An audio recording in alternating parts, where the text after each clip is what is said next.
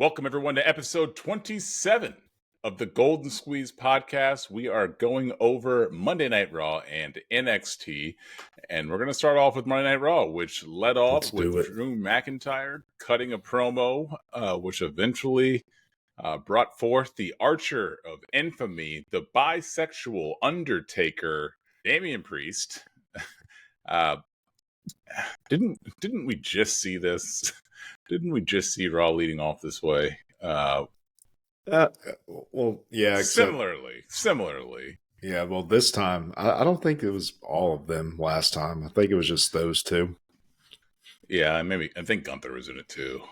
Yes. Yeah. But they were trading barbs back and forth, and more of the Judgment Day came out.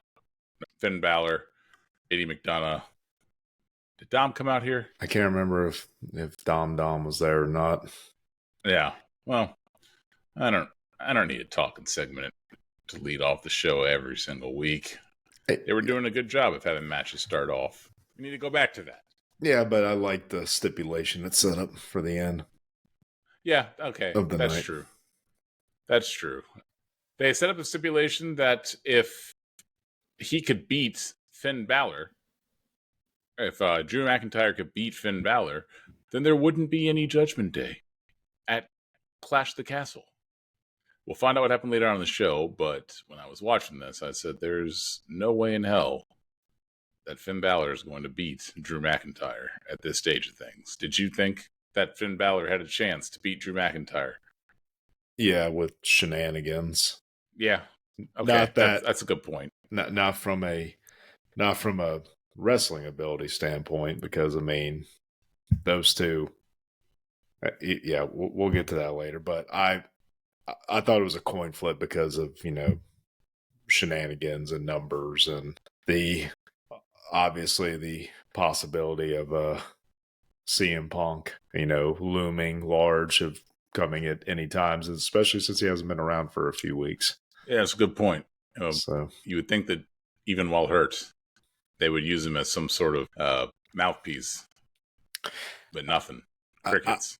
I like it though. I do. I think I have no problem with not overexposing somebody. Well, and I also think it all leads up to the interference at Clash at the Castle. He's been out of sight, so he'll probably interfere since we haven't seen him in a long time, cost Drew the match, or maybe won't cost Drew the match. I don't know, but I think that he'll be involved some way.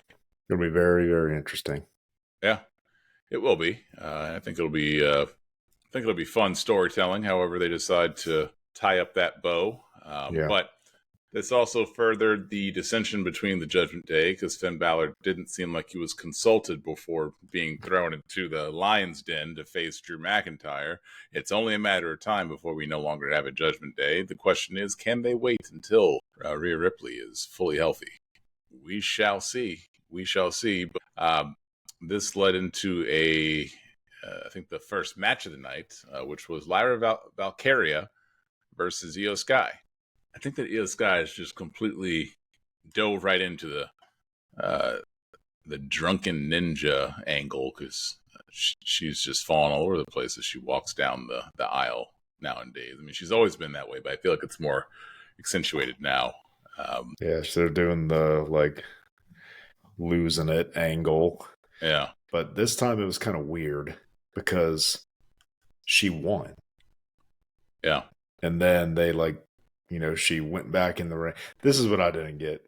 Great match as to be expected between these two at this point. But I think she won. I mean, granted, and this is kind of what they've been doing. Like, the interference came a little bit before the ending itself. So I guess you could say it was tainted in a way, but not as much. It wasn't as like a chair shot the ref didn't see that immediately led her to a roll up or anything like that. But after the match, Io Sky ran back in there and started beating her down, and the rest of Damage Control, Dakota Kai and Kyrie looked like, hey, what are you doing? And then asked her, hey, why'd you do that? Because y'all are heels. That's what heels do. What is going, unless they're a about to suddenly turn face, which has been zero indication of that. They just cheated in the match. So I was kind of confused by that, and then her saying, something has to change. I guess I would have understood that segment afterwards more had she lost again.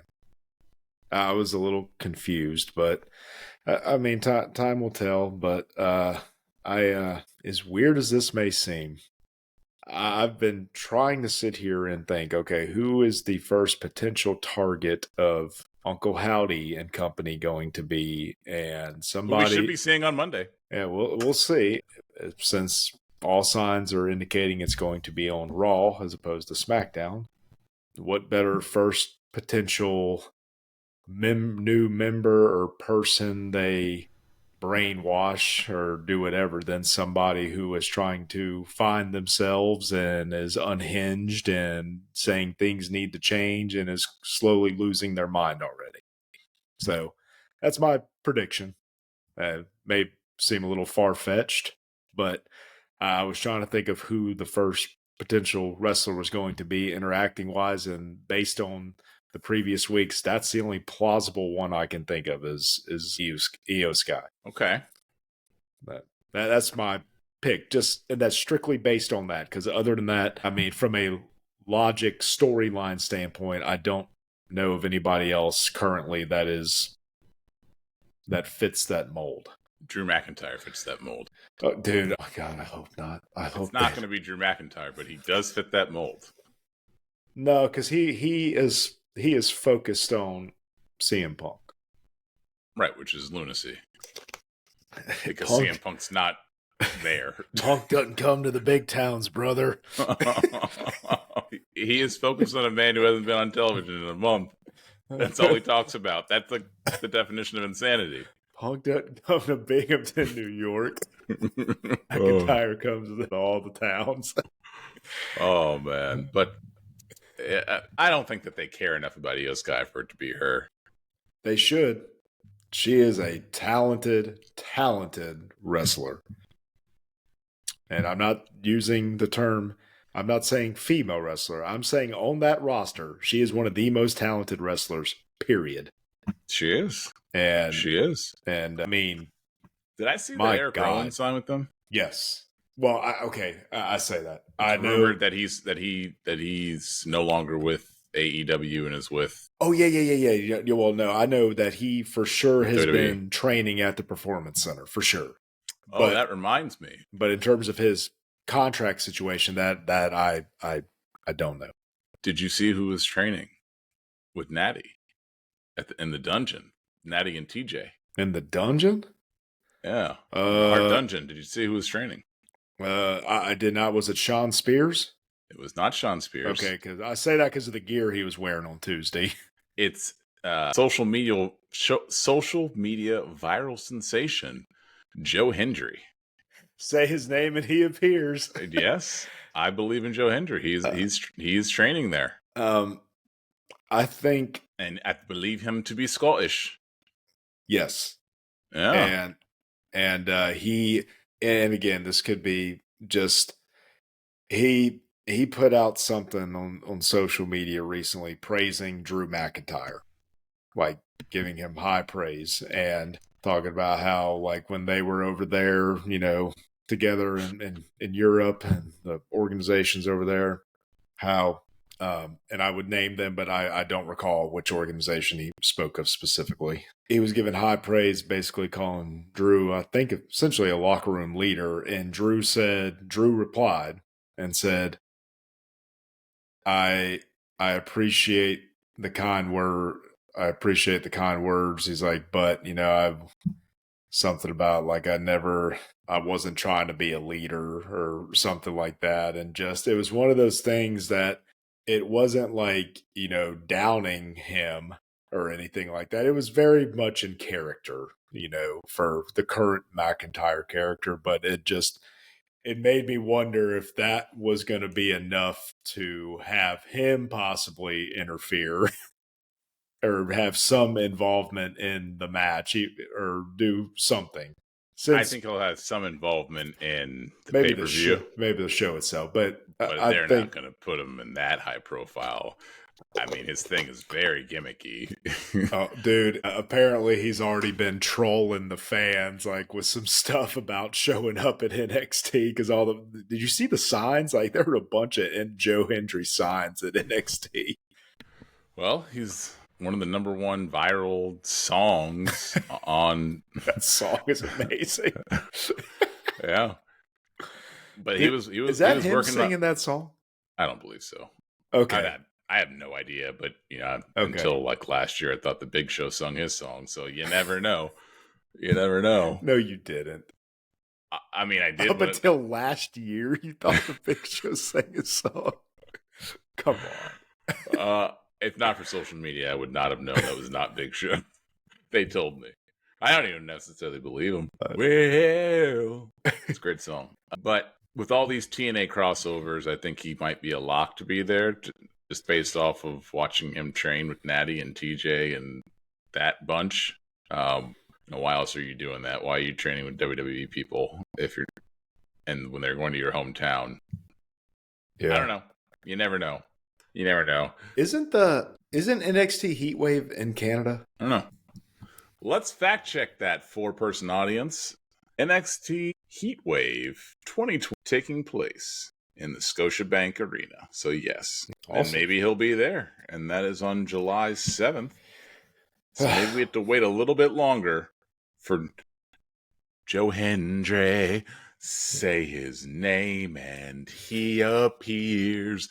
I believe in Joe Hendry. And we'll get more to that, but there was a not so subtle reference to him on commentary as well. On Tuesday. Yeah. But before we get into that, let's talk about this whole Liv Morgan Judgment Day fiasco. This is great, dude. I think that the first segment was actually in between the Valkyria match and the opening segment, where Liv cornered Dom backstage and gave her room key. In my opinion, she delivered that line terribly when she said, "You can call me daddy." It was delivered very poorly, in my opinion. It was not sexual enough. It needed to be much more sexual. Wait. You're talking about when, like you shouldn't be calling her mommy, like I should be calling you daddy or something like that. Is that what you said? Yeah. She needed to say that much more sexually, but she was like, I'll call you daddy. It was like very like blah. Well, Dom's real wife may have drawn the line at that. Like, hey, I'll let you straddle my man and kiss him. But you only get 3 pumps backstage. That's it. You're not going to whisper sweet nothings to him, though. Yeah. But that key would play a key role in the rest of the episode of Monday Night Raw. Hey, he's here all night, folks. Because in the segment after the Valkyria match, the rest of the Judgment Day was seen backstage wondering what to do about this key. This key, who thought it would cause so much turmoil? I think Liv did. I think that key would later unlock some more dissension amongst the crew. We're down to 3 viewers officially. Yeah, because the 4th one killed himself after that. But after all that, we got something that nobody wanted. LWO and Braun Strowman versus JD McDonough, Dominic Mysterio, and Carlito. When will the LWO go away? Maybe never. But I'm just kidding. It was fine. Oh, it was dude. Fun. And maybe I'm getting this mixed up with another match. Didn't McDonough do a pretty good sell of a clothesline in this match? Or maybe I'm mixing that up with something else. McDonough always sells something well. Yeah. He's good at what he does. He's good at being, but is he just an enhancement talent? I don't know. He makes everything look so vicious, dude. And again, man, I know that he shouldn't be. I don't. I could go into a long drawn out thing like always, but he shouldn't be. He is very good, and dude, just the little things like that chair assault last week. He just made that look so good. The only other person I can think of that is really in recent memory done something like that with a chair to make it that look that good is some of the stuff that Roman's done over the past few years in some of those matches. But I mean, I just think his look just sets him back. He just resembles a weasel. But with that said, this match should have never happened. No.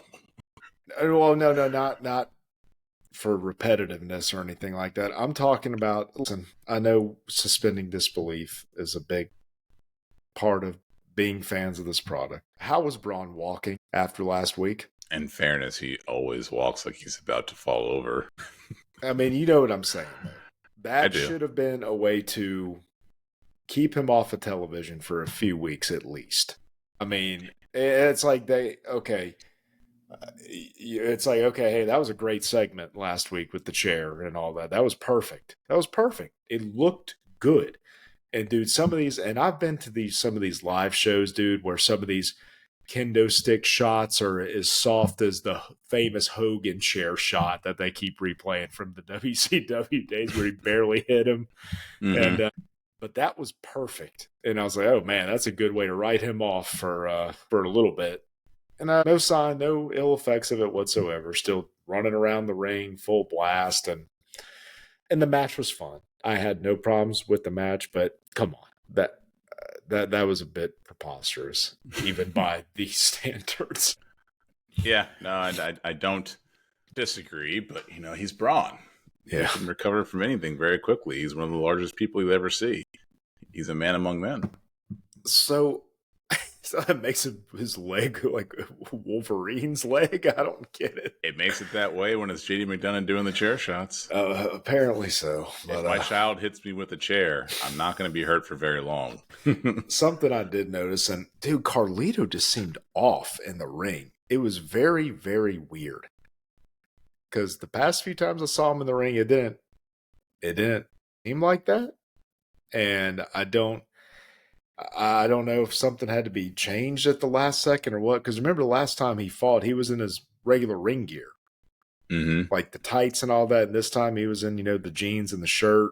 And it just seemed off. Like I don't know. Something just seemed like there was a lot of hesitation compared to last week.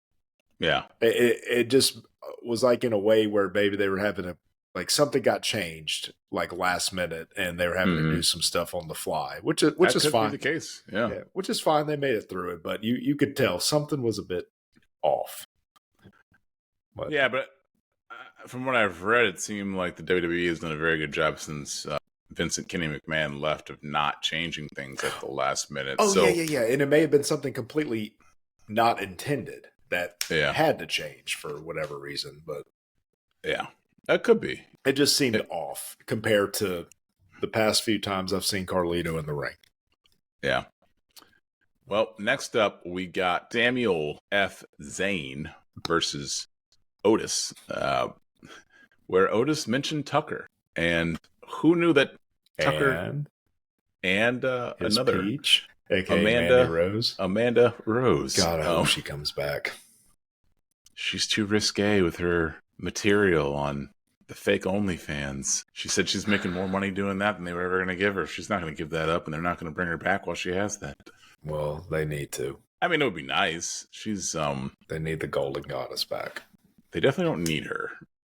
They're about to get the Golden Goddess back. Her name is Charlotte Flair. I thought you were going to say Alexa Bliss, but anyways, the real Golden Goddess. We digress. The Golden Amazon, then. They're getting back Charlotte Flair here soon. The women's division is about to get a just insurgence of awesome talent back. Oh, dude. And then look what they have waiting in the wings on Tuesday night. They're going... They're going to have an embarrassment of riches that they're not going to know how to use. Exactly. It's going to be very, very upsetting. But what are they going to do? It's going to be upsetting, and there's going to be tag teams of talented solo wrestlers thrown together to help build that division. And there'll be great matches, but I think it'll... Anyways, I'm not doing this week. I'm not doing it. I'm just going to say this from a singles wrestler perspective, And on the horizon, they're going to get back Bianca Belair, Jade Cargill. Wait.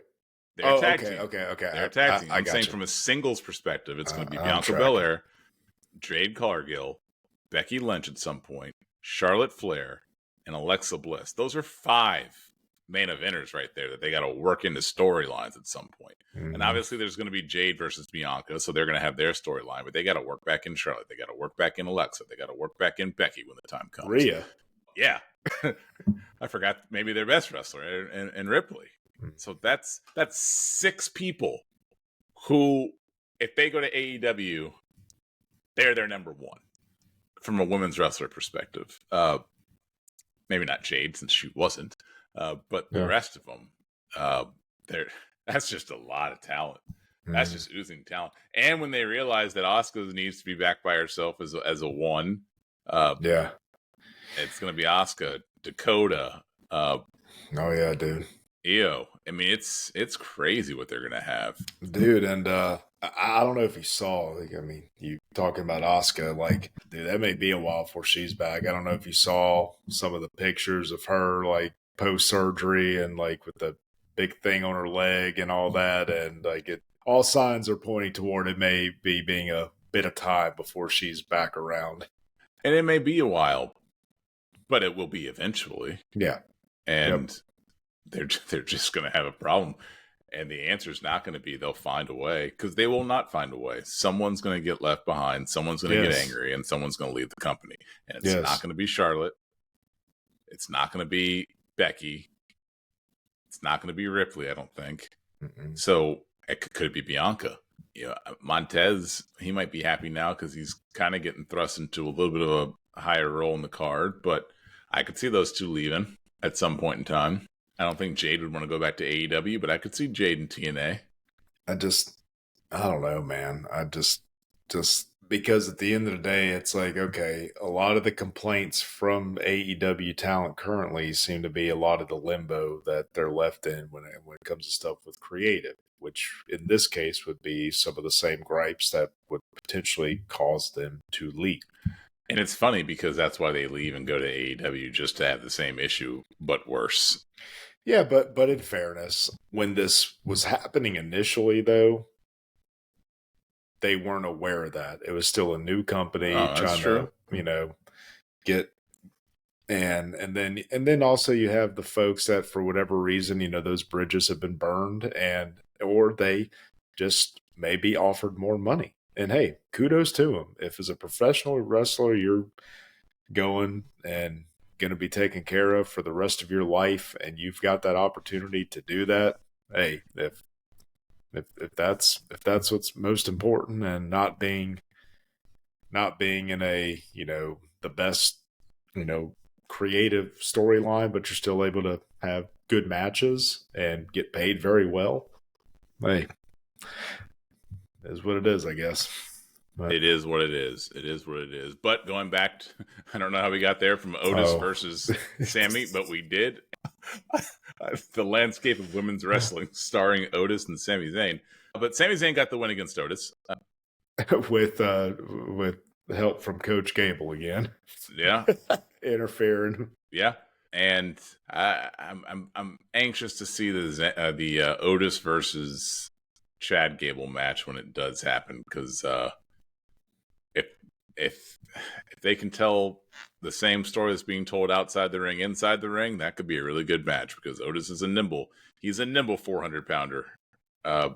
So I think that they're both have a strong wrestling background. So I think that they can have a good match as long as Otis doesn't have too much foolishness when the time comes. Not too many worms. We need at least one worm, because we know it's going to piss off Chad Gable more than anything, but it will happen. But what did you think of the match between Otis and Zayn? It was too quick, just then. It's getting a little too... It was a tease. It was a tease. Well, they've been teasing for a while. This isn't the first time we've seen this or something to this degree, but the backstage stuff, like the Sammy and Otis talking. Otis isn't bad on the mic at all. No, he's good. And he's a good worker. He's a good all around. I'm just hoping that this whole thing, I hope everybody gets a taste. I'm hoping Gable wins the title, and then Otis gets it from him at SummerSlam. So we want Otis with the title? Even if it's for a little bit, I'm perfectly okay with that. Well, Otis is nothing more than a transitional champion. He's well, even if he would is, be Damian Priest. Okay, well, even if he is, at least do right by him from how poorly that whole situation went with the Money in the Bank thing. I think that's he's deserving of that. He's a good worker. This is a great storyline. You hear that crowd, and but we'll see. I mean, you say that, and they still haven't pulled the trigger on anything with LA Knight yet. So, I mean, I think that their biggest issue under Triple H is I understand that he wants to promote long-term storytelling, and that is the route to go. He needs to understand that there needs to be a means to an end for all the long-term storytelling. He doesn't quite know when to pull the trigger on things, and he lets things go on too long. Well, with this, though, I think all of that can be done within the same story. Yeah. And so we'll see. We'll see. Because and here's the thing, too. At the end of the day, Sami Zayn wasn't going to originally fight Gunther at Mania. Most reports, that was going to be Brock Lesnar. Yeah. And so this wasn't in the long-term plans to begin with. So, roll with it. Yeah. And just, hey, give everybody a little taste and everything's fine. From reports are saying it looks like if Gable has not done so yet, he is about to sign a new contract with WWE. Well, he's not going to get the attention anywhere else that he does here. No one's going to care about him anywhere else. No, but I'm sure this storyline and them seeing his good work on the mic and, just he's a fantastic wrestler would generate interest and a huge payday if he wanted to go somewhere. So maybe. I mean that's my point. And so it's like, hey, again, the guy's been a great worker. Let him have the title for a little bit. Who cares? He's the perfect kind of character to have that title. Yeah, and the thing with this too is we knew from the start when Sami Zayn won, this was not going to be a Gunther length reign with that title. We all knew that. So let Gable get it and let the ultimate payoff be Otis claiming it when he finally turns on him. I have no issue with that whatsoever. Yeah. But agreed. Match was too short though. And it was about what I expected. So but afterwards, didn't Otis hit him with what they called the world's strongest slam? So I guess he got Mark Henry's blessing on that one. I'm pretty sure that's what Michael Cole said. That is what they called it. Yeah. So, which is a big boy that would do some damage. So yeah, it ain't Mark Henry. Oh, I know that, but even with that said, a man that size body slamming you for real, you're not going to get up. So not in real life. In the WWE, correct. You'll get up after one. Don't tell me that because I'm going to be even angrier when I see it. No, I fully expect that. Yeah, but it's sad. Sad that we expect it. Know it's going to happen eventually. Yeah, probably in his first match. But it is what it is. But next up, we got something that no one needed to see because I could care less about the unholy union, is what they call themselves. Alba Fire and Isla Dawn versus Shayna Baszler and Zoe Stark. Dude, I just don't get it, man. Again, this is one of those things. So much could have been done. Like you just had Alba Fire just get choked out before this triple threat match. Why not have, and weren't Jade and Bianca there? Yeah. Okay. Have something happen where there's a melee, a no contest. They're about to have a triple threat for the title. Nobody should be eating clean losses before that. Yeah, because now you know they're not going to win. And, well, I mean, you say that with when that happened, and then you still have SmackDown coming up. I mean, well, okay. Yes, Jade and Bianca are I don't see that breakup happening until Money in the Bank. It's not happening in Glasgow. Yeah, I agree. But, and again, just something that was completely unnecessary for the way that it was done. I didn't like it at all. Yeah, agreed. But I don't want to spend too much time on that because we need to talk about what happened next between Ilya Dragunov and then Braun Breaker having a match. I'm glad that they didn't let him beat Dragunov in 10 seconds. It was nice that they got an actual match.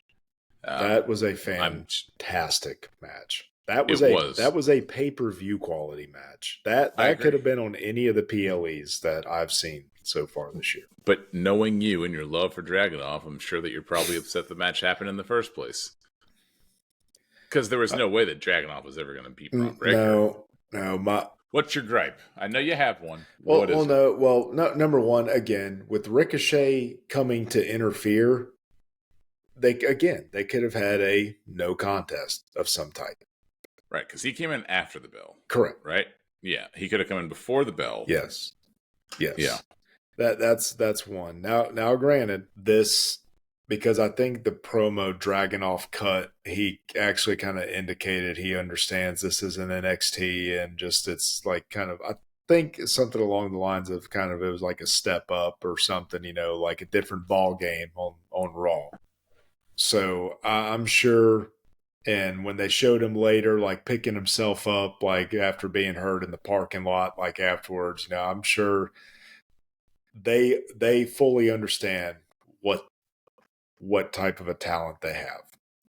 And I'm just trying to remind myself of that. The only thing that concerns me a little bit is they said that just with how happy they are internally with Breaker so far and the reactions he's getting, that some of the initial plans with him may have changed. And I hope that doesn't leave Dragunov floating in the wind. Yeah. Because they have a ready-made feud to go back to down the line with Gunther and Dragunov. And I guess that's my only concern. I hope that Breaker doesn't take that spot, because if he keeps getting these reactions, I'm hoping they don't turn him face, because then that would lead to, because Gunther's a heel, and I don't see them doing heel versus heel. No.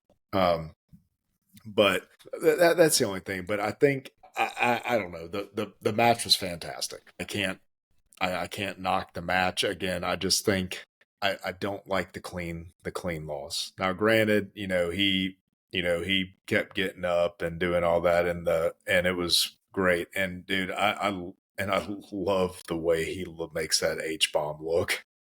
Yeah. And okay, I'll tell you my one gripe with the match itself. Dude, did you see those videos of some of those workouts Dragunov was doing? With like the chains and all that. And then you mean to tell me, yes, I understand Braun Breaker's a big, strong dude. He's not Viscera.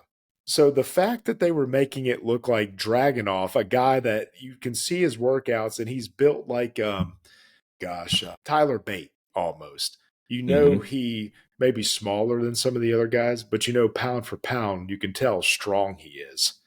Mm-hmm. Don't give me that crap. Like he had a hard time lifting up Braun Breaker. That is lunacy, especially up in a fireman's carry. I mean, don't have him struggle to do that.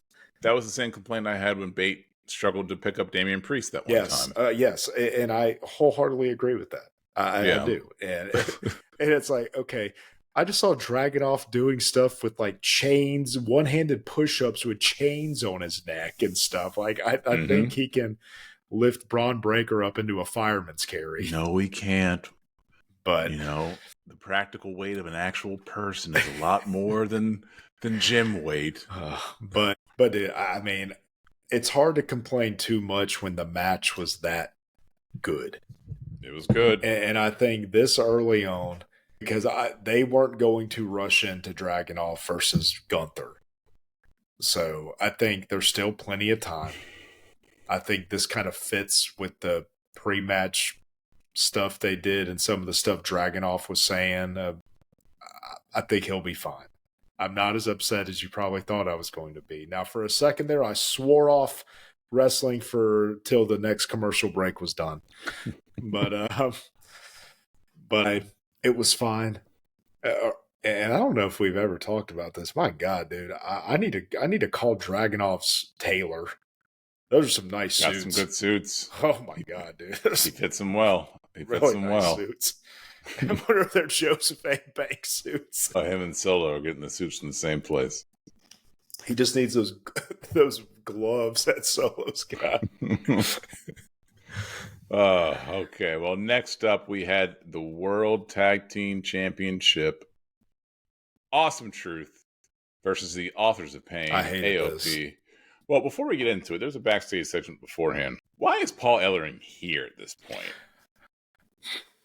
Because if Karrion Kross is going to be the mouthpiece, what is he? I don't know, but I'm glad they finally got Scarlett talking because she's great. She is. They finally got her talking a little bit. But it's only a matter of time before they realize, wait a second, why are we paying Paul Ellering? Now, because I remember in the first time like AOP was around, he was more into like a handler role kind of a thing, if I remember right. Like kind of like listening to the direction more, like they were paying more attention to him, kind of like with like Rusev and what did she go by when she was Lana?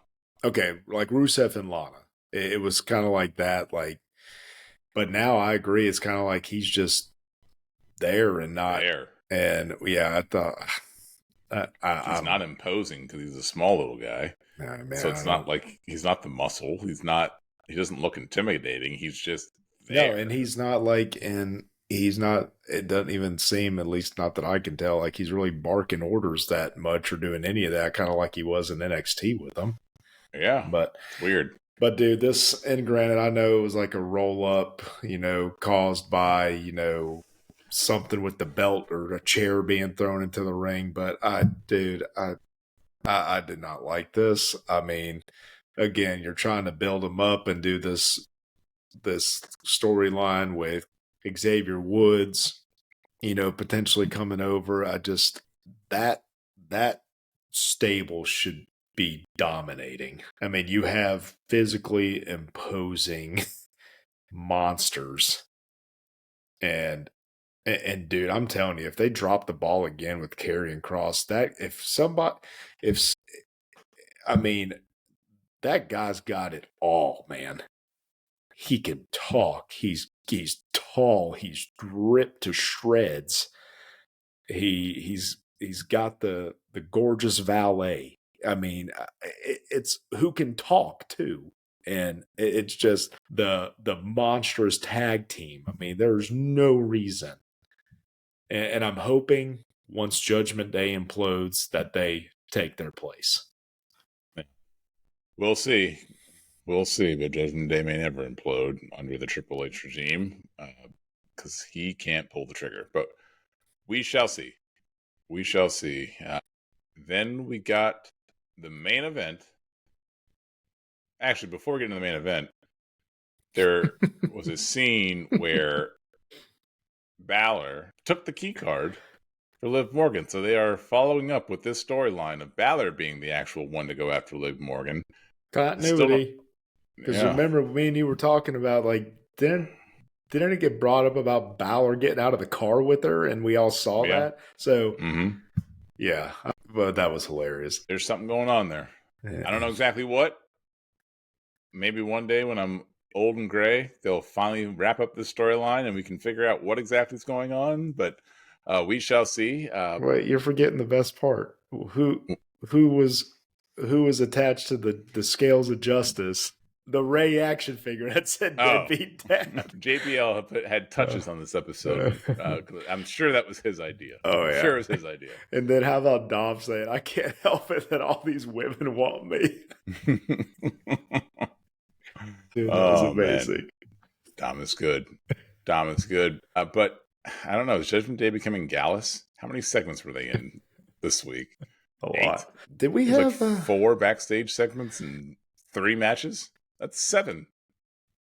Dude, and before we get to the main event, too, there were, I guess, the Money in the Bank qualifiers are starting next week, if I understood correctly. And we got Jey Uso, who has announced he's going to be doing something. And they had like a vignette or segment where Kaiser announced he was going to be in it. And dude, that's shaping up to be a fun match already. So I would normally say Kaiser has no chance of winning the Money in the Bank. But with who the Intercontinental Champion is, I mean, you never know. You never know what could happen. Intercontinental Champion. Not the Intercontinental Champion. With who? Where was I going with that thought? You're talking about who could potentially be the champion? Yeah. Oh, yeah, dude. No, I agree. Yeah. Because he specifically in that vignette said, people just said I was like Gunther's lackey or henchman. And he didn't dog Gunther, but he said, no, I'm more than that. I'm this and that. So, again, dude. I'm more than that. I'm Tiffany Stratton's boyfriend. If you all remember who that is. Future Miss Money in the Bank. Yeah, I don't know. But, dude, I tell you what, though. Like, you got Jay, which, is going to be a favorite to begin with. Probably the betting favorite. But the potential storyline there with assuming Gunther gets the title at SummerSlam. I mean, dude, they're already like, even though on the surface, like, yeah, whatever. Then it's like, but if you sit back and think about it, it's like, that's good. That'd be a good story to keep an eye on for sure. Mm-hmm. So he's probably a dark horse from a Vegas odds perspective, but he's one to look out for. He's a good wrestler too. Look out for him. And he's good on the mic. He's great on the mic. He's good. Yeah, he's good. He's a good talent. Not as great as me, but anyways, that's neither here nor there. Indeed. Next up, and to finish off the show, was Drew McIntyre versus Finn Balor to decide whether or not the Judgment Day will be able to be present at Glasgow, Scotland, in the match between Damian Priest and Drew McIntyre. Great match. And great match. It was a good match. Two talented hands. The way they've handled Balor over the past years makes you forget how good he is. It's been a long time. We could use some demon in our lives. How about McAfee's introduction of him representing the bum-ass Judgment Day? He was doing. We didn't even have. Let's get to the match in a second. We haven't talked about Ricochet. Yeah, holy cow! Having his soul taken from him. Yeah, by taking that bump on the car. Yes, dude, just something about just some of those not too exaggerated grunting that actually like makes the pain sound so believable. It was a little exaggerated. I mean, not compared to some, but dude, it kind of reminded me just like sometimes stuff like that, like just hearing people sound like they're genuinely in pain when you're watching, just kind of like has always kind of made me uncomfortable, even in a setting like that. Like I remember there were a couple of times, like one that comes to mind is at the end of that Boneyard match, like the way that the pros pro AJ Styles was like begging, and it just like wasn't too over the top. It just sounded like somebody genuinely begging for it to be over. And that just, it kind of gave me like that the uncomfortable vibe, and that's great for something like this. And if you like that, you should hear me after I watch NXT sometimes. It's just genuinely wanting it to be over, You should be ashamed of yourself. I'm just kidding, Shawn Michaels. So am I, Charlie Dempsey. But Samantha Irvine came by Ricochet's side and saw him off in the ambulance after he took the abuse of Braun Breaker. So the question is, because now the internet is swirling over whether or not Ricochet is actually going to be leaving. Was this writing him off, or is this preparing for his comeback? What do you think? Dude, I don't know. I mean, I think they could definitely have at least one more match with him, like a one-on-one, because I don't think his contract's up until July. Yeah. So, but here's my thought. It'll be interesting. AEW is no place for him. I disagree. Well, I'll tell you why AEW is no place for him. AEW is the perfect place for him, but at the same time, AEW is the worst place for him because Ricochet is not going to separate himself from all the other guys who do the exact same thing over there because they're all stupid high flyers. And yes, is he one of the most elite? Yes. But I think that he would get a push, the AEW formula, wait for a guy to get sick and tired of WWE, sign said wrestler, give him a push, give him a title, make him lose, and then they fall into obscurity. It's just the way that it works. And I think that he would eventually fall into obscurity there, like he had here. So you might as well just stay in the majors. Don't go down to the minors. But on the flip side of that, and main reason I said I disagree, I'm not thinking long term. He could, if they're trying to court him, be like, hey, I'll sign a 1-year contract, and then he could do his matches with Ospreay. With Ospreay. If Bryan Danielson resigns, Bryan Danielson, potentially MJF. Just there's some great matches he could have and just do all the, crazy stuff. And maybe not MJF with the high flying stuff necessarily, but but there are some good matches there he could have if he just wants to go get paid well, but just to change the scenery for a year and then come back. Because it sounds like Samantha Irvine's not going anywhere from stuff that I've read. Or this could just be like once he made it known that he wants to go elsewhere, if that really happened, then leverage.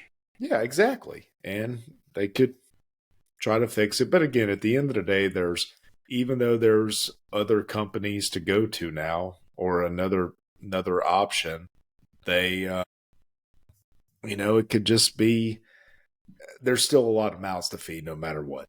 Yeah. And so I don't know. I could definitely see him if he just wants to get away and have great matches that people are going to talk about and he's going to have fun doing. Go to AEW for a year.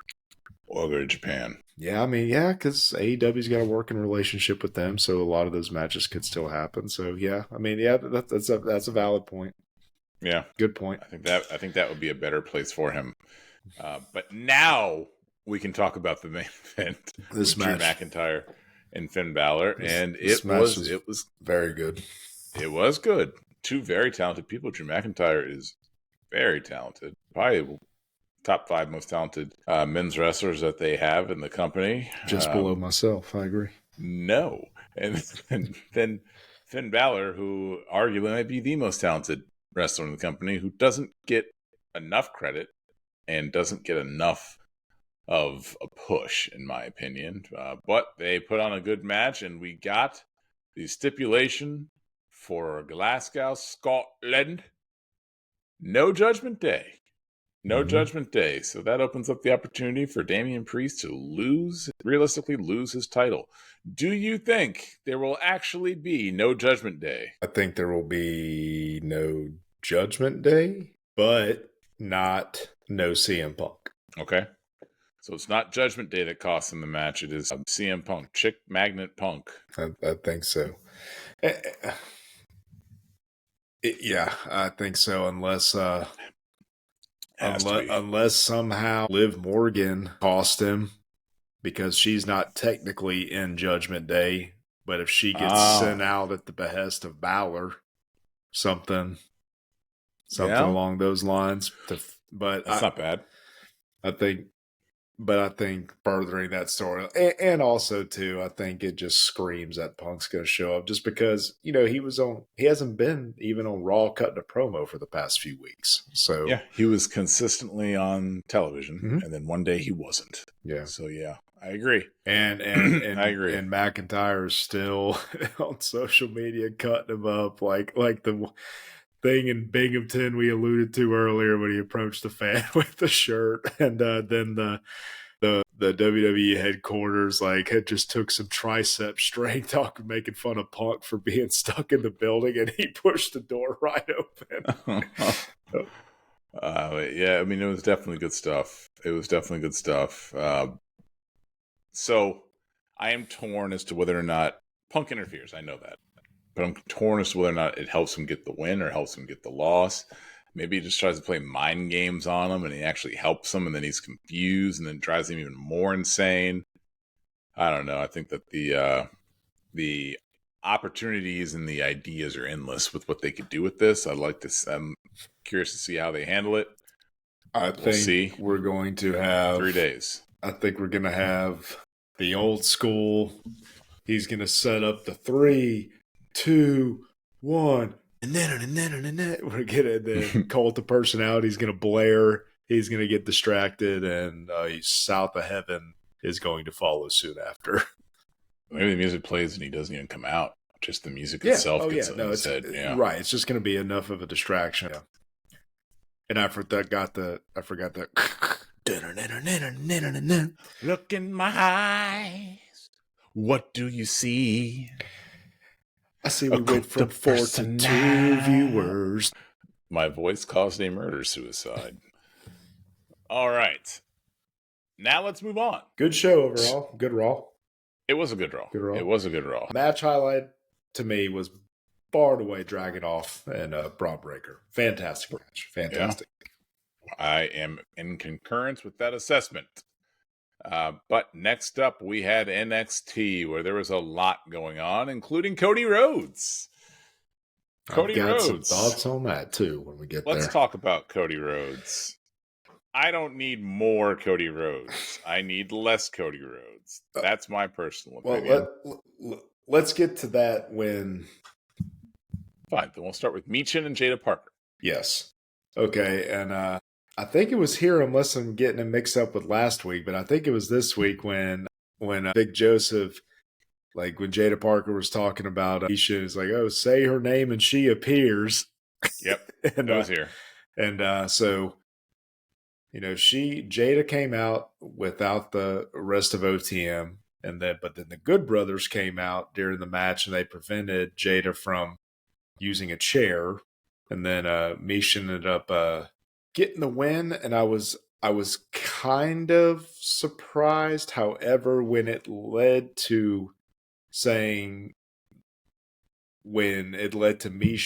will now challenge Kalan or Lonnie for the title next week, that made sense because Jada Parker is going to win a title, and if she would have gone against Lonnie next week, we all knew that she was not going to win that match. And it was a roll-up. So no harm, no foul there, I think. It wasn't like a definitive loss via finishing move. So, and Jada's over. Jada's awesome. I love Jada. Yeah. Again, dude, and when she hit the teardrop hip check or whatever and sent her flying out of the ring. And when Big Joseph goes teardrop and then Booker went teardrop, that was the whole avalanche. Oh, man. I was like, God, I love Booker T. I know your feelings about that move, though. Yeah, dude. It's growing on you? No, everyone sells it, dude. I still don't think it's a believable finisher, but hey, in a setting like that, by the ropes, knocking her out of the ring, hey, I've got no problem with somebody already being off balance, like getting thrown out of the ring. Again, it may grow on me, but they're sticking with it, man. They're not shying away from it. And dude, Jada's great, man. And dude, I like Mishin. I do. She's great too. And I know she kind of bounces back and forth, but dude, there is zero shortage of talent in that women's locker room at NXT. Holy cow. Holy cow. What was next? Gallus versus Wesley versus the New Catch Republic. God, this was fun. This was another good. I feel like we hadn't seen Tyler Bate and Pete Dunne in a while. I agree. And they should be. And now, granted, I think DIY is going to be your next champions on SmackDown. But, dude, they should. Again, just another case of sometimes you just have too much talent and, too many storylines and just not enough titles and whatnot to go around. Yeah. Because, dude, Tyler Bate and Pete Dunne. Right. I like that. That should be their new tag team. Beat. They're a great tag team. And I just don't know if they're ever going to put the gold on them. But they've got a fan-friendly style. But this is a good match, and did Wesley eat the pin? I was kind of surprised by that. Yeah, he sucks. You know he doesn't. I think he's a good wrestler. Okay, that's better. But my issue, which is my issue with most of NXT, is most of them are good wrestlers. It's everything else that they need to work on. I think that potentially from stuff that's been posted and this TNA partnership that seems to be, they're going to go full out with, it sounds like. Sounds like some of his old stable mates may end up being the ones that help him overthrow Gallus, and reforming the Rascals, I believe, was their crew. Whose crew is this? Wesley's, when they were in. Wesley had a crew? Yeah, I can't remember. Oh my! This must be a motley crew. The no, Rascals. It's if you say the names, I'll remember it because I just read about it. And one of the guys, there were some controversial circumstances in which he parted ways previously, because apparently, I guess the thought was that when he was going to get a tag team to go against Gallus, that the Rascals were going to come out this week, and they did not, obviously. So, but yeah, so no, just another. I can't even find it, but just another option they have. You can't find the Rascals? I can, but I don't see Wesley being in it. Wesley Rascals. Oh, the Rascals. RASCALZ. MSK. Yeah, I don't need this group. Is it 3 of them or just 2? Okay, never mind. Trey Miguel, Zach Wenzenberg. He's Desmond Xavier. Wait, no, he's not. Yeah. He's Desmond Xavier. Yep. Wesley. He's a 4 member, so that's him. Yeah, okay. I'm good. I'm good on this. Anyways, but good match, and my God, dude, that was a good clothesline from Coffee. Yeah, man, and Coffee's good, and Wesley sold it perfectly, and I'm glad they didn't have him kick out of it. I was surprised it was him that took it, like I said, but it was that was a good discus clothesline for sure. Yeah. Some good old fashioned selling. I love people selling a good clothesline. Oh yeah. Good but match. Anyways, some good high flying spots, and just good contrasting styles, and it was good. From a good match to an unnecessary match, we got Wendy Chu versus Brinley Reese. I didn't have a problem with this just because they're reintroducing Wendy Chu in this new iteration of this character. I like the choking out Brinley Reese, and it continues the trend of Brinley Reese losing. But I didn't have an issue with this. It was fine to me. But yeah, I guess it was fine. I don't feel like anybody else lost time because of this, so it was fine. That was fine. It was fine. It's fine. But we're not going to spend much time on it. It wasn't bad, and I kind of like the presentation of a Wendy Chu. So it was fine. We'll see. But now we can talk about old Cody Rhodes. I don't need more Cody. I was saying it earlier. I need less Cody. Saturating the market with Cody is not what they should be doing, but it is what they are doing. It's Jason J and Jasmine X. Cody walks back there and said, just who I was looking for. And he had a paper bag, and I got so excited because he was going to put over their heads. Yes, I thought he was going to do it to JCJ because she's got the mask. The mask, yeah. And Cody's like, just who I was looking for. And when he had his mask in the angle with, I think it was Rey Mysterio, he dashing Cody Rhodes. Yes, he had the bags that he started putting on everyone's heads, and I was like, "Oh my God, he's gonna give her a bag!" And he pulled out his mask, and then Jasmine Nick said, "Oh, dashing" or whatever. I was like, "Oh, okay." So, yeah, that ain't happening in 2024. Putting a bag on no, everyone's head. But Cody fatigue, I think, is already starting to set in. Yeah. And day after WrestleMania for me. But dude, here's the thing though.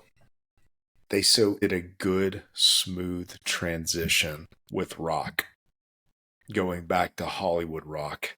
And it didn't take very long. A little less Cody, make him heel, hand out bags to the kids. Dude, please, God, please do it. It's not going to be for a while, but they got to turn him heel. They have to. Yeah, and they will. He's been heel before. They know he can do it. And because I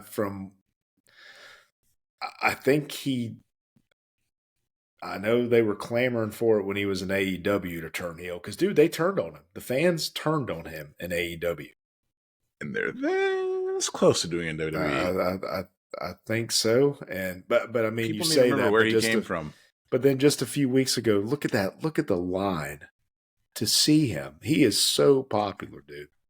I get it, but people are loyal to their wrestlers. He's popular with some people. I think that some people he's not. Yeah. And that segment's only going to continue to grow. Remember where he came from. That man was a jobber not that long ago in the WWE, and then he went somewhere else, and he created competition for the WWE, and I think that people like him more for creating that competition, which made the WWE product better than they actually like Cody. They like what he did for the business more than they actually like him, in my opinion. So I think that they will have no problem turning on him sooner rather than later if the WWE doesn't nip this in the butt right now. He should not have been on NXT. Dude, and so case in point with that, compare the reaction he got when he came out to Trick's. Yeah. He got drowned out by Trick's music and the fans losing it for Trick, in my opinion. I didn't think the fans cared that much when he came out. No, and that's the thing. And, something like that at the Performance Center where you don't have the champ coming there that much. But maybe that could be attributed to the fact that he wasn't an NXT product. True. A lot of times they welcome them back with open arms. Or it depends on who it is. Now, I know that place went nuts. Now, granted, he wasn't really advertised, but like when AJ Styles came, I think didn't he confront Austin Theory? Yeah. And but most people love AJ Styles. So, but my counterpoint to that is his father was a huge part of NXT. So you would think that he would get the pop just based off of who his daddy is.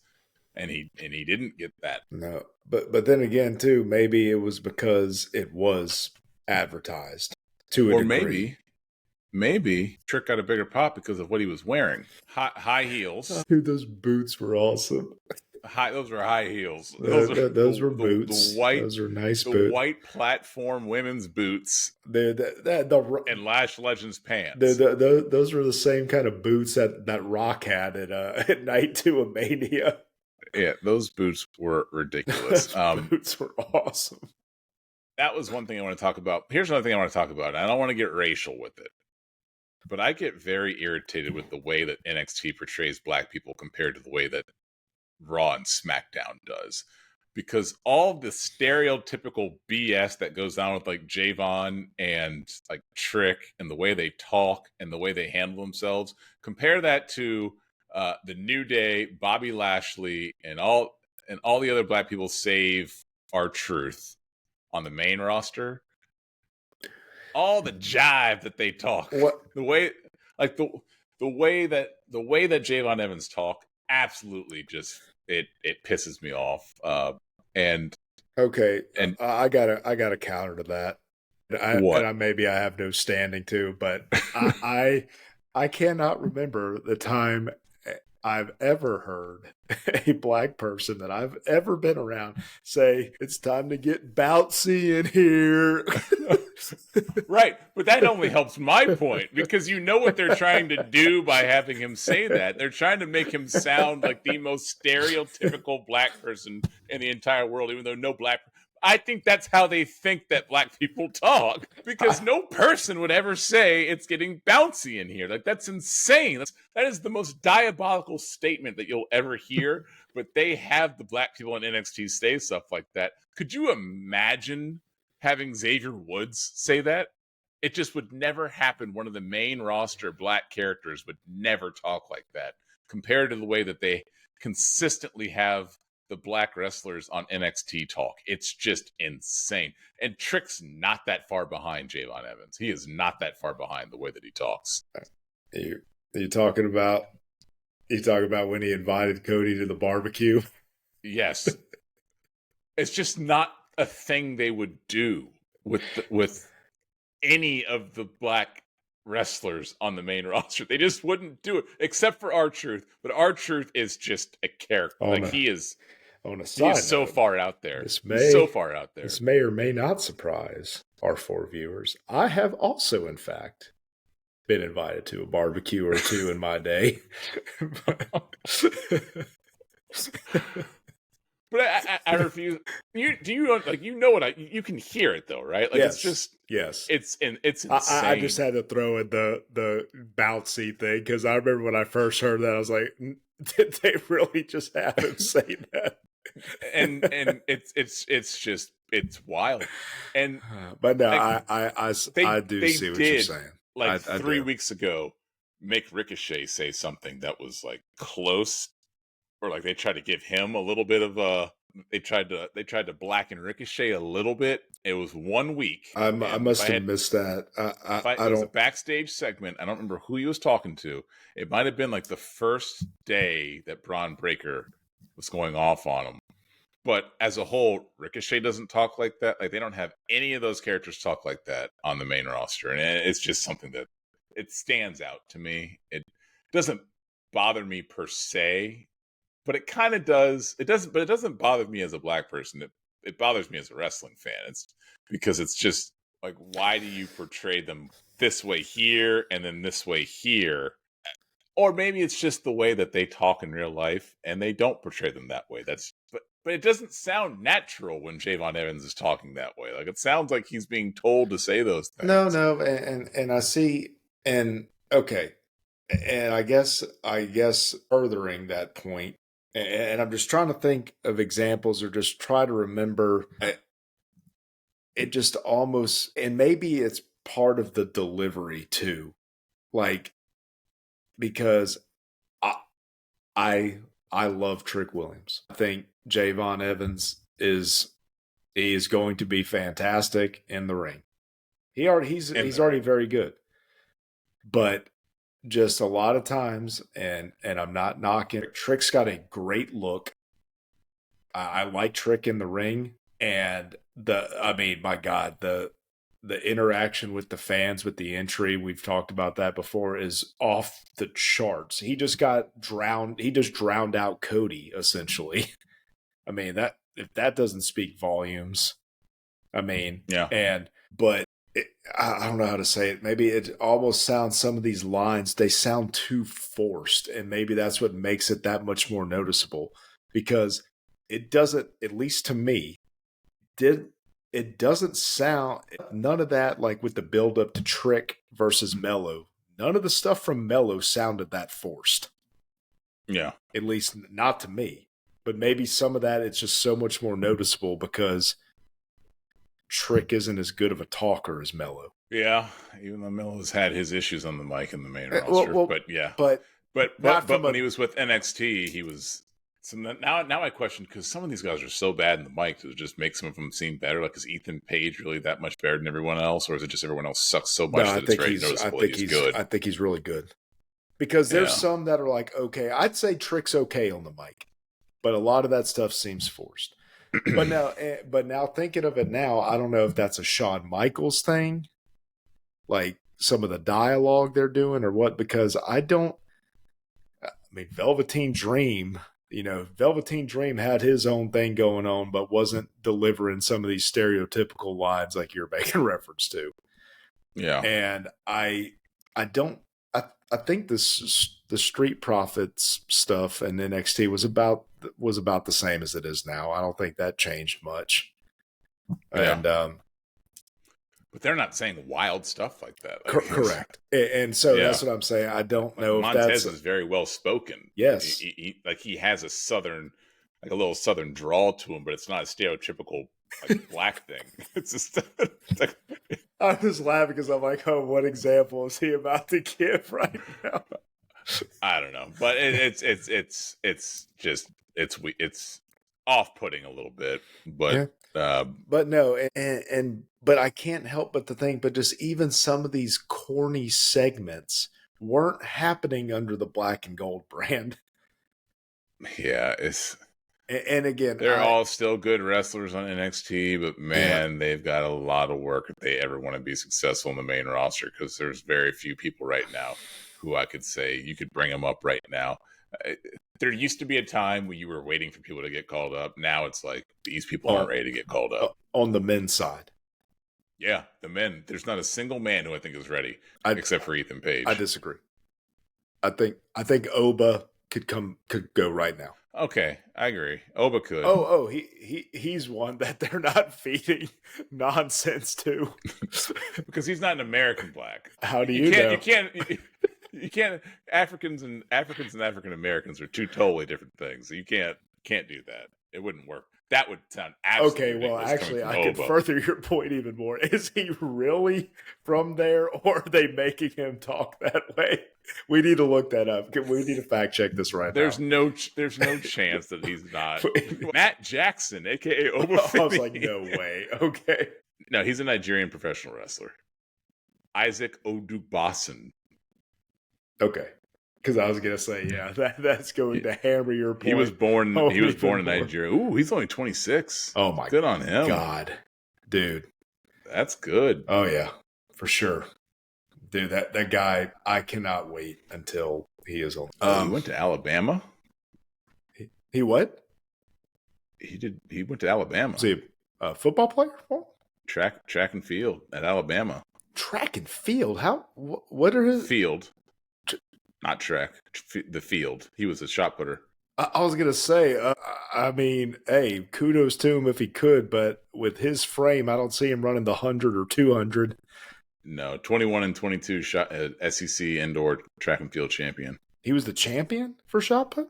Holy SEC. Did he do one of those NIL deals when he came? I would have to assume, yeah. Okay. He was the level up.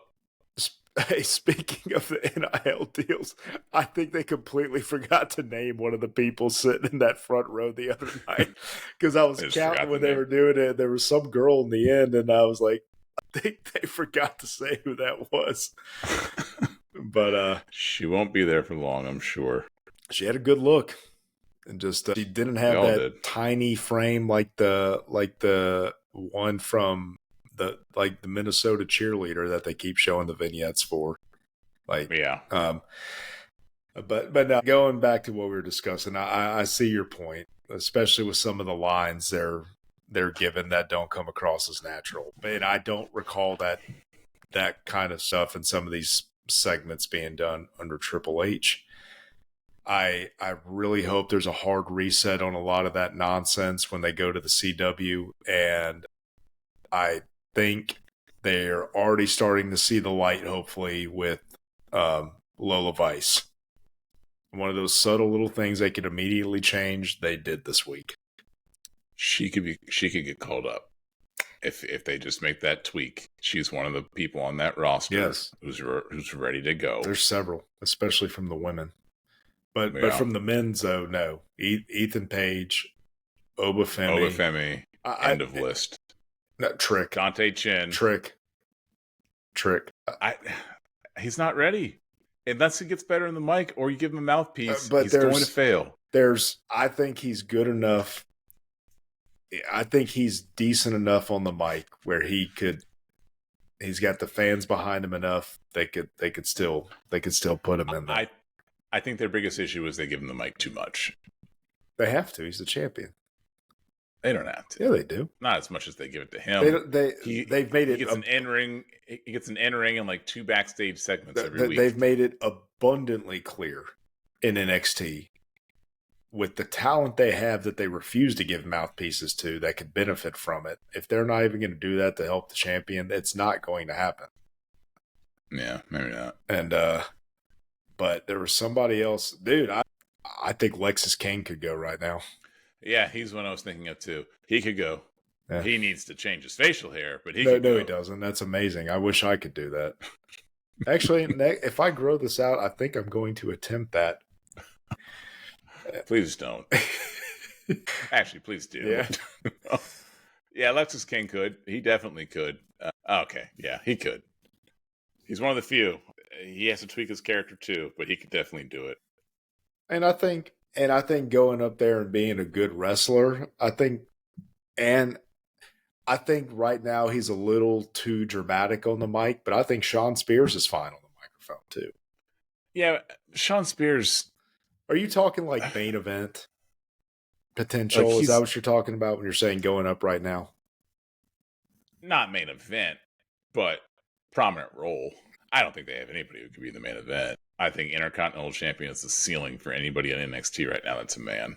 I need to see more from Ethan Page in ring. I agree with that because, like we've touched on before, I'm not very familiar with his work. I enjoyed the match with Trick the other day, but I just haven't seen him that much. But I enjoyed it. I think he's very good. I mean, if he's a good worker, maybe even then, I don't know. He's kind of got a very vanilla look. Maybe he can't. I think Oba can get there if booked properly. I need to see Oba next to other people that are on the main roster. I only say that because WWE he looks big, and I'm sure he probably is big, but I need to make sure he's big. And he's not just next to smaller people and they're calling him big. Well, no, because I mean, even some of the power moves he was doing with, I know Dijak doesn't have the most size on him, but Dijak height. But yeah, Dijak and Briggs are big guys. But we think they're big. I just got to make sure they're big. Like, I need to see him next to like a Randy Orton or something. Briggs is like 6'6", 6'8". I think he is. No, that's a big dude.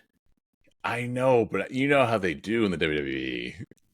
Like they call The Rock like 6'6". He's probably like 5'8". No, Josh Briggs is just as tall as Randy Orton. I have no doubt about that whatsoever. I think he is too. Again, I just need it. I need him to prove it to me. I just need him.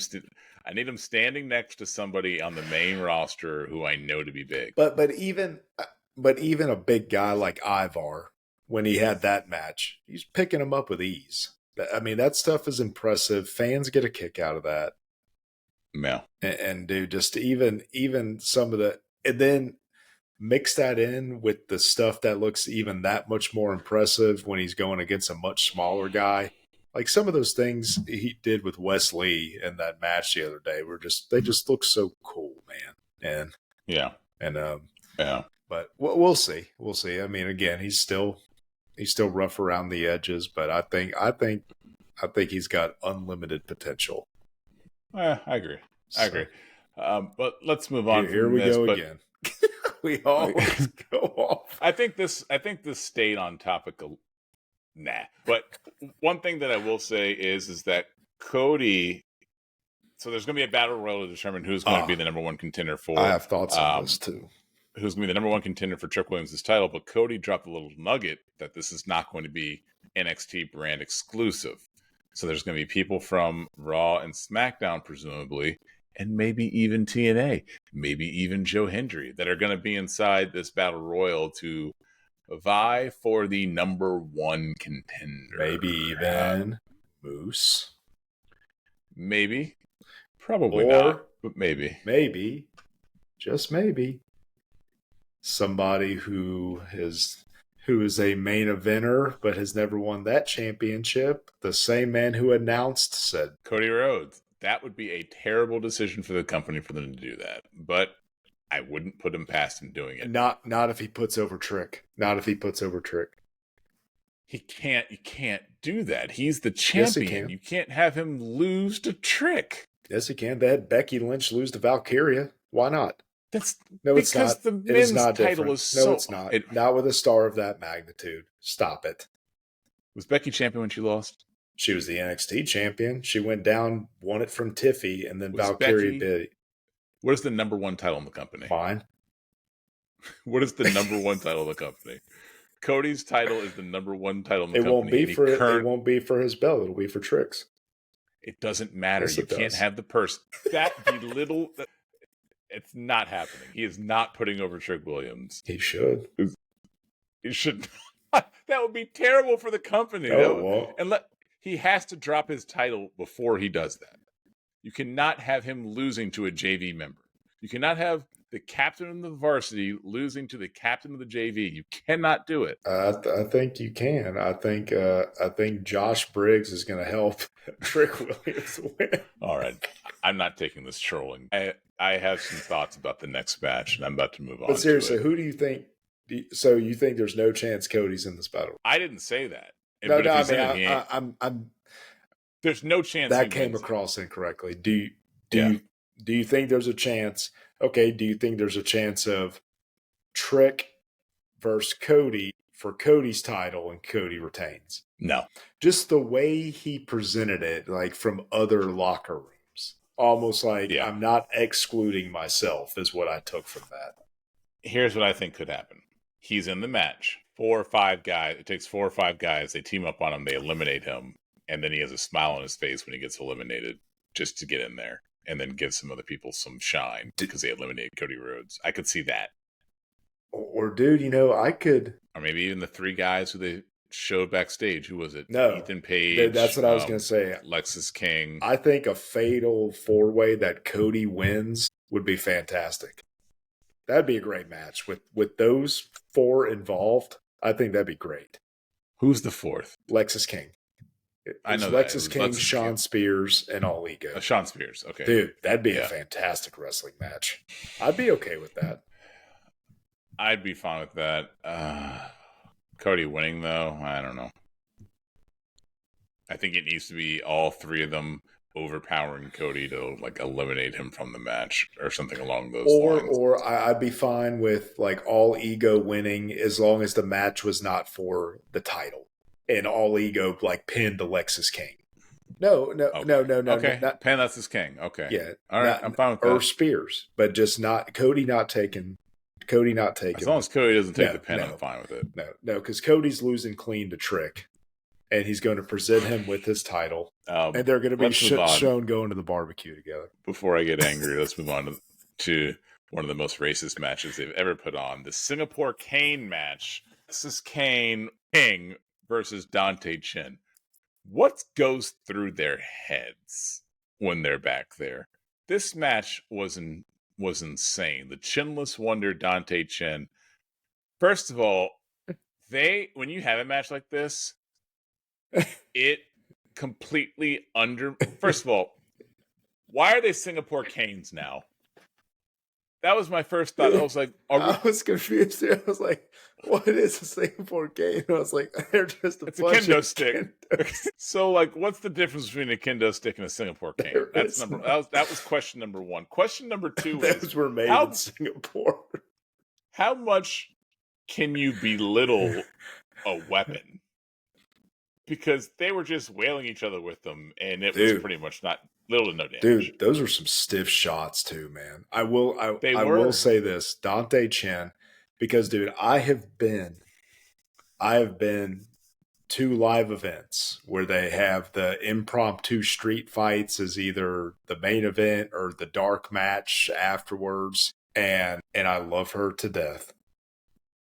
But the way that Charlotte was doing them to Bayley in the match that I saw last year, terrible. They were not good shots, and I don't know, because I've seen her swing full blast with those before.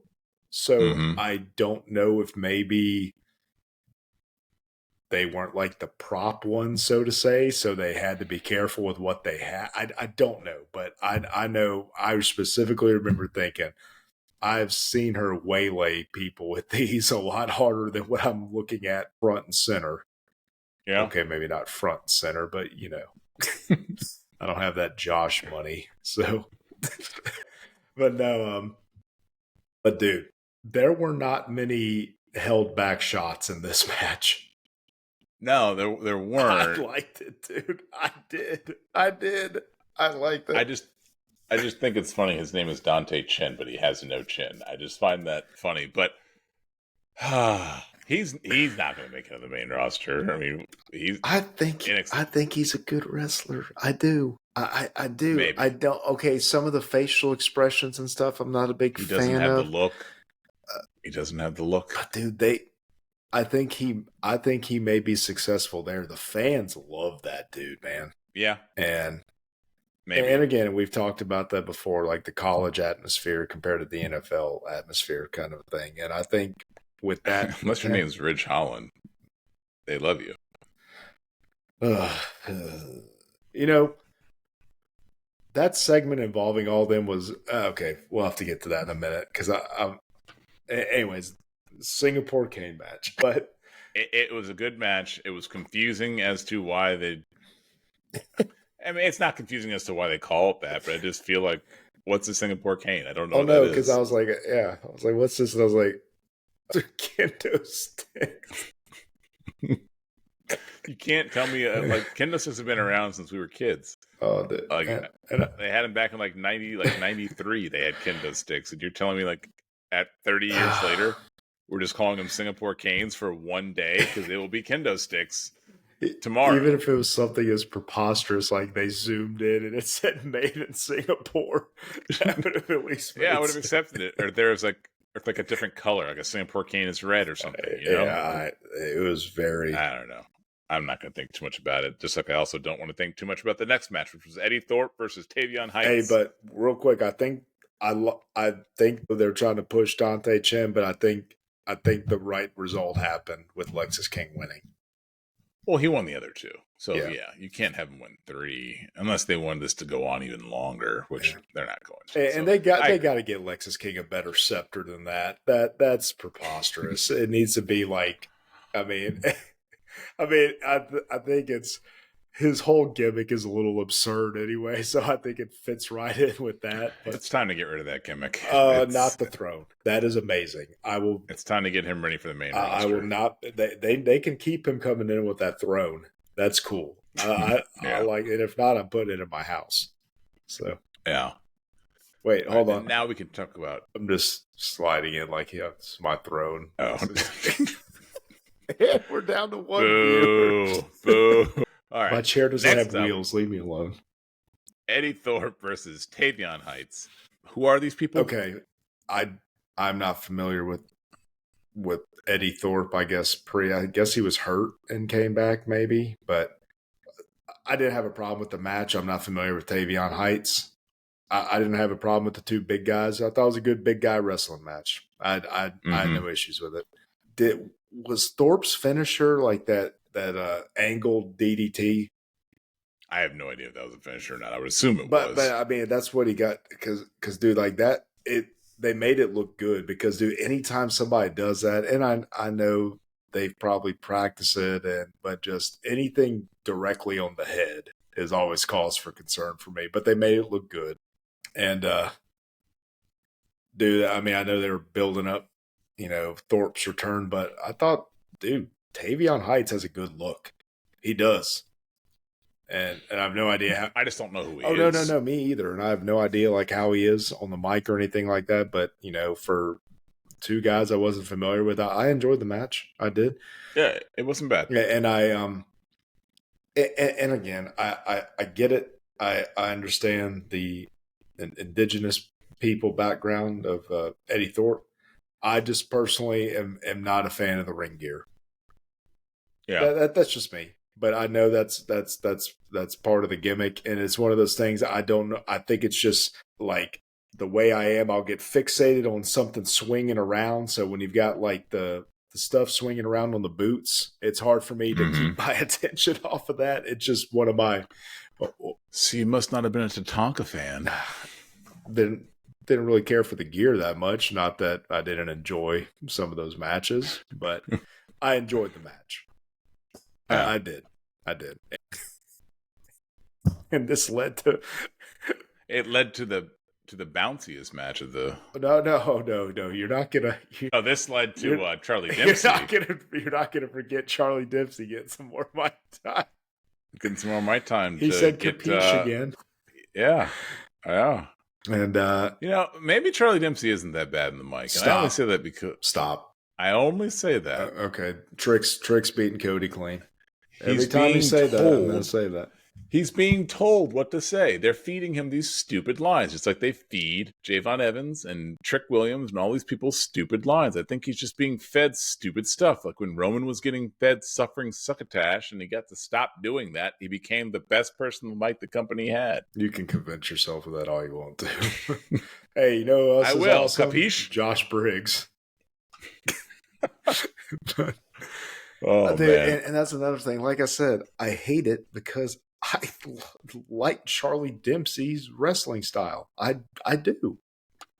Yeah. And so he told him to go get Tavion Heights, and hey, we'll see what happens. They also had a segment with the Don, which I still want to know why he didn't even make an appearance at Battleground. That might be hurt. He hasn't wrestled in weeks. They could have a backstage segment with him. Yeah, flying him out. Not flying him out. You're not taking him out to Battleground just to have a backstage segment. He was all over the promotional material. Yeah, to probably wrestle. He's probably supposed to have a match, and he hurt himself. I don't know. Well, I mean, he was on the Go Home show for Battleground. Remember? He defended the Heritage Cup. Yes, he did. And maybe he hurt himself. Yeah, possibly. So there was a segment. But that wouldn't account for him not being at whatever the pay-per-view Battleground. Yeah. Because I figured it would have at least been there in the background. Because again, he's a loved character. The family is, but this segment was to me more than and everybody, and just it still amazes me the feds haven't caught him yet. Had to get away with murder, literally starring the Don. This backstage segment was actually interesting because they confronted Axiom and Frazier, and Frazier made reference to his name being on the Heritage Cup, and he's like, man, I actually would like to have that back. And I was like, hey, focus on this. And he's like, well, what, you don't think I could pull double duty? And so I'm thinking maybe his attention being diverted is going to be the undoing, possibly, of their tag team. So we shall see. And I like the idea of the family having the tag titles and the Don eventually getting the championship in NXT. Yeah. Because again, we both agree. Characters that are ready. We didn't even mention the Don. Pretty much, we were talking earlier about people who could go to the main roster. Correct, absolutely, but not in this current presentation. But, no, it does. But it doesn't need to be in the presentation because the presentation's not up to them. Yeah. He as a wrestler is ready. Whether or not the WWE storyline for him that could work on the main roster is a different question. But he is ready. Yeah. Stax is ready. I think Stax and again they need a little polishing, but I think Stax and Crucifino could be a tag team right now. Yeah, the girl's not ready. I don't know if I've seen her wrestle at all. I don't know if she's just ready. A mouthpiece or I mean, I know you love the accent. We've talked about that at length. So. It's the face that she always has. It is confusing to me that I can't even make my face make that shape. But Don, he's got to go. Oh man, but yes, I think we agree that Don is ready, but I would like to see them have the tag titles and the NXT championship. I think that character, I think he needs the title in NXT because that character will not transition to the main roster. No. So no. But they got a good fan base for the Don, and I think he's a great professional wrestler, and he's young. Isn't he in his early 20s too? Yeah. Didn't we talk about that? He's like 20. Like 24 or 25, something like that. Maybe 26 at the most. No, he's 29. Oh, the Don. I thought he was okay. I was thinking he was younger than that, but still under 30. I mean, yeah, dude. I think he's got a good career ahead of him. Collegiate wrestler at the University of Buffalo. And yeah, dude. And his work on the mic, dude. He'll thrive as long as they. And I think they'll be able to come up with something for him. I mean, he's very talented. But what was Shawn Spears versus Javon Evans, and they got bouncy. Bouncy. Yeah. Yes, they did. Yes, they did. Listen, for all the flaws with his character, he is a good high flyer. Yes. This was a great match, I thought. I think that Javon Evans would be a great AEW wrestler. I don't know if he's ever going to work in the WWE on the main roster, but I think he'd be a great WWE wrestler, or AEW wrestler. I think he fits the AEW style very well. That's just my take. I don't think there's a place for him on the main roster where he would get consistent airtime and be successful. I don't see it. He's like a lower budget Ricochet, and Ricochet barely gets time. I don't see it right now, but I'm not ready to say that yet just because of how young he is. He's got to fill that frame. No, and he's got plenty of time to do that. He's got plenty of time to do that. And he needs to literally put on like 50 pounds. But then again, that being said, in that time, will he get swayed to go elsewhere? But he may not, because he is a homegrown talent down there. And so we'll see. He's being presented. Man, at first when I saw this, I was genuinely kind of floored, especially that it was a clean win. But the way it was presented, especially like with the commentary team touching on it, I just got overzealous with the high flying stuff. And the veteran took advantage. I don't really have an issue with it. Also, he's a teenager. Yeah. I may not like Shawn Spears, but I recognize he's talented. Dude, I'll tell you what. You can't have him lose to a teenager. A teenager shouldn't be winning. Okay, well, you had him lose to Ridge Holland. Ridge Holland's a grown man. And he's a good wrestler. Yeah. And by the way, they had a Chase U segment where Thea Hale got on to everybody for acting foolish and whatnot. We touched on that. So it's done. But the talking wasn't as horrible. And she brought up some valid points. Anyways, back to this. And kudos to Shawn Spears, because I actually just rewatched part of this a little bit before we got on here. Evans hit some flip move where it looked like he caught Spears square in the face with his entire leg, and I'm assuming that probably was not supposed to happen. But Spears, being the pro's pro, just went with it. I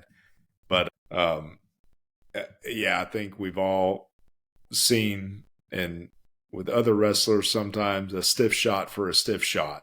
And who knows, maybe it just watching it back, it looked like it was a hard shot to the face. Yeah. But if that was the case, I'm sure Spears recognizes, hey, this is a young kid, and just went with it. It was completely professional in his reaction to it. So, but I thought it was a great match. I thought their styles meshed very well, and it was good. And good wrestling. And Evans, at least I didn't ever see a point in the match where he looked out of place. No, he always looked bouncy. Man, good match. Good match. Yeah, he's a good wrestler. Jaron is a good wrestler. It's my character that I have issues with, not the wrestler. And they've got not the person, just the character. And they've got time, man.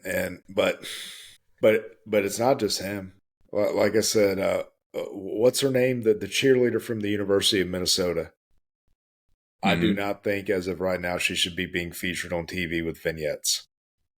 Yeah. That's me, but again, she's very young. They obviously see something in her to be featured in such a way. So, but I just have to, and I'm glad you brought that up, just reminding me of how young They are. Still plenty of time to develop a lot of things. And that reminds me, going back to my point earlier about the way they're portraying black wrestlers in NXT, his nickname is the Young OG. Like, come on. What are we doing? Okay, to that point, there's some, because yes, on the surface, yes, I agree that's not helping anything when it comes to that. But on the flip side of that, and we've talked about this before too, with other characters and some of these storylines, just we can't rule out the possibility that some of these ideas come from the wrestlers themselves. That's true. You can't. But at the same time, when you have adults in the room, the adults need to step in and say, "No, son, that's stupid." Because first of all, the young OG is oxymoronic just in and of itself. The young original gangster, you can't be young and the original. It just doesn't. The two don't mesh with each other. So I don't know. I'm not going to go back down that tangent. I've said my piece. Yeah. Let's just talk about the main event, or not the main event, the final segment. I don't know why this was the final segment. The State of the Women's Division address interrupted. Didn't we not just have one of these summits last week, and we talked about how bad that was? So what do they do? They have the women just talk up the storm again? And here's what I don't understand with this. 100%. You know what this segment needed? It needed Roxanne Perez saying what she said. I didn't have a problem with the lines being delivered. She needs a little fine tuning on the mic herself. But again, she's young. That will come. She's a phenomenal wrestler. Mm-hmm. One person should have come out during this segment, and that's Lola Vice. Yeah. The last time JC Jane was in the ring, she was losing to Thea Hale. The last, and then because I believe and then at Stand and Deliver, didn't their tag team lose at Stand and Deliver? Yes. And I just, how does that propel you to a shot for the title, and then you're sitting on the shelf with a busted nose? And I know she's saying, hey, before, or whatever point, I was one of the most talked about, or like headlining, and like for a year and this and that. We'll talk about with Toxic Attraction and whatnot. But dude, obviously they want to put her in the spotlight, but it just made no sense in the context of like coming out there and deserving a shot. And then with that said, okay, you came out for that. Why did you come out for the randomly during the tag match for the North American title contenders or participants that they had in the Go Home show? What were you doing out there? Huh. And then it's like, okay, you're going to challenge whoever wins that. Okay, whatever. But then it's like, okay, no, so you're going to go off on this you lost you were part of the losing team the last two matches you were in. It's called WWE logic. Yeah, but Lola Vice, I've got no issues with that. Knocking out Shayna Baszler in an NXT underground match with her background. Yes, she is a believable opponent. The only thing I'm thinking though is that if they're just slow burning this and they're about to put the title on Lola Vice. Maybe. And so they're delaying that a little bit, like with maybe we'll have the tag match with her and Roxanne versus JC and Jasmine Nix. And then, inevitably they'll have the singles match. Because, dude, I have no problem with them presenting Lola Vice as unstoppable. And, dude, just something so simple. They put her in all black. Black. Simple. Easy. Now, we got to fix that music. As much as I love dancing to it. Oh. But, yeah. Okay, so they got the ring gear taken care of. I think just a change of the music, which they have done that recently with the others. With Tiffany Stratton. Tiffany Stratton had her NXT theme, and I think when she first came to SmackDown, but they changed that, and I like her current theme much better. Yeah. So, I mean, But we'll see. I mean, she's there, dude, and I don't think there was any dancing in this segment either. So maybe we'll see. We'll see. But she was very well presented. Very well presented. I just don't understand this closing the show. But they're obviously doesn't make any sense. But they're very high on her, on Lola Vice, because remember they had her the one night of spring break-in the main event against Natty. And then they had her in the underground match in Vegas against Baszler. They had her in the main event of this match. Or I'm sorry, the last segment of this NXT. Last segment, yeah. So, dude, no shortage of talented females there, man. Nope. Dude, we haven't even too many. And granted, I know she didn't wrestle this week, but dude, we didn't even talk about Sol Ruka this week. Oh yeah, my God, dude, I'm telling you, her finishing move alone is going to propel her on the main roster. But it definitely helps. She picked the right one. Oh yeah, but she's definitely, aside from that, talented and athletic.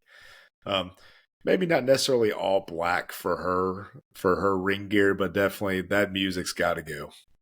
Got to go. Terrible. And yeah, dude. The possibilities are about limitless for what they could do, but I think that's going to be detrimental to them as well. They're going to lose. They're either going to lose some good ones to other companies, or they're going to get lost in the shuffle of things, which is unfortunate.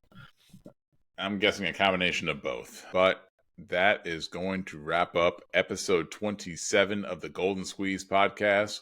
We are humming along. If you liked what you saw, go ahead and hit that like and subscribe button and turn notifications on, and we'll see you on the next episode of the Golden Squeeze podcast.